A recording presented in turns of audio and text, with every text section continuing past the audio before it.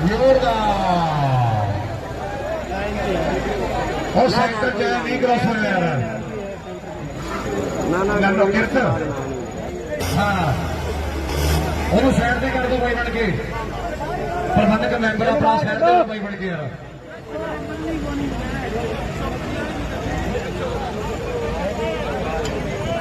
ਨਾ ਸਹੀ ਗੱਲ ਤੁਹਾਡੀ ਕੋਈ ਚੱਕਰ ਨਹੀਂ ਗਾ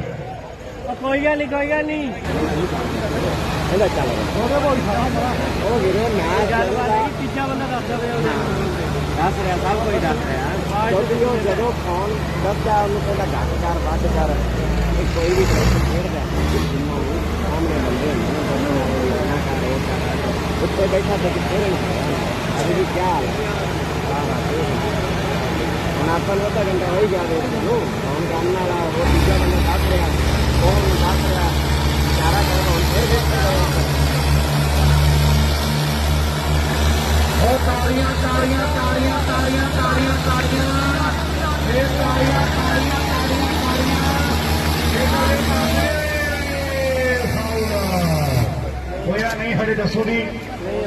ਸੰਦੀਪ ਰਾਹੁਲ ਭਾਈ ਕਹਿੰਦੇ ਆਇਆ ਹੋਊਗਾ ਬੈਗ ਹਾਊਸ ਸਰਸਾ और राहुल भाई कहना भी लैंड मैच क्या और बैग देना भी अच्छा बहुत बड़ा हमारा फाइनल मैच विन करने मुझे हो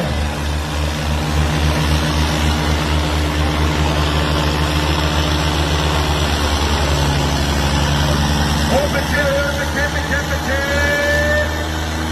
पिछे पिछे पिछे सेंटर च